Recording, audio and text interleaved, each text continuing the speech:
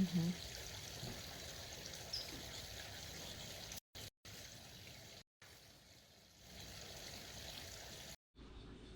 Hi everybody. Today I'm going to show you how I make my cauliflower mash, which is going to be a low carb version of mashed potatoes basically. And today I went outside in my garden. Look at this beauty. And I picked this out of the garden and it weighs almost 6 pounds. It's massive. Um, there's no way I'm gonna eat all of this. By the way, me and my husband probably eat a quarter of this. But the first step whenever you use your live produce, your fresh produce, is to make sure that you clean it. So I'm gonna go ahead and do that right now. And all you do is you just put it in a pot of cold water with salt and let it soak for about 30 minutes. Okay, so now that the cauliflower is washed, I'm going to cut it up into little flowerets. You want to cut off anything on the cauliflower that you wouldn't want to eat that's going to be too fibrous or tough. So when you cut up your cauliflower, you should try to make it all about the same size so that they cook about the same amount of time. And basically it's just like you do mashed potatoes, but you're just using cauliflower instead. Okay, so the water is now boiling, so I'm going to transfer my cauliflower into the pot. And I did put probably about a tablespoon of salt in there. And you want the water to cover your cauliflower. I'm going to put my timer on for about 10 minutes. Pot's on high. And the goal is so that they're just soft like a potato would be. And honestly, it's very good. And I make it just like I do mashed potatoes. You know, putting the butter and the sour cream and salt and pepper in there. And so the cauliflower, it looks done. It's been cooking on high for 10 minutes, and I tested it for doneness and it's very soft. So then I'm going to take the cauliflower and I'm going to strain it.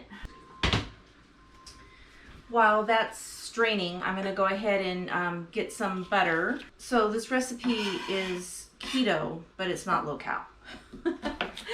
So I'm going to take this is a half of a stick of butter, which is a quarter of a cup of butter, and I'm going to put it in a pan here, and I'm going to start melting it.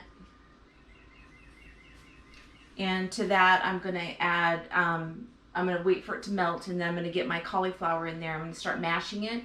Once I mash it, then I'm going to add some sour cream, and if necessary, I'll add some milk. Okay, so the cauliflower is drained, the butter is melted, and then I'm just going to pour this in here. I'm going to turn the heat way down to low.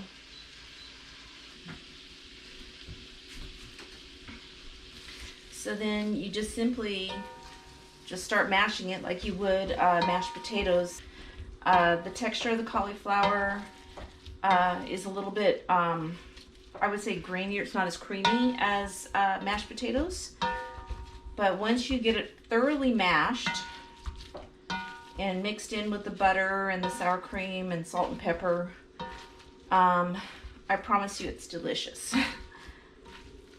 And it's keto friendly. So if you're doing a keto diet, this used to be one of the ones that I would make all the time for that, because you can have butter and you can have sour cream on keto.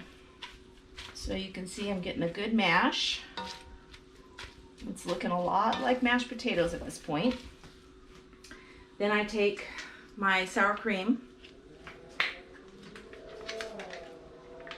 and add, I'm going to say this is about 1/3 of a cup.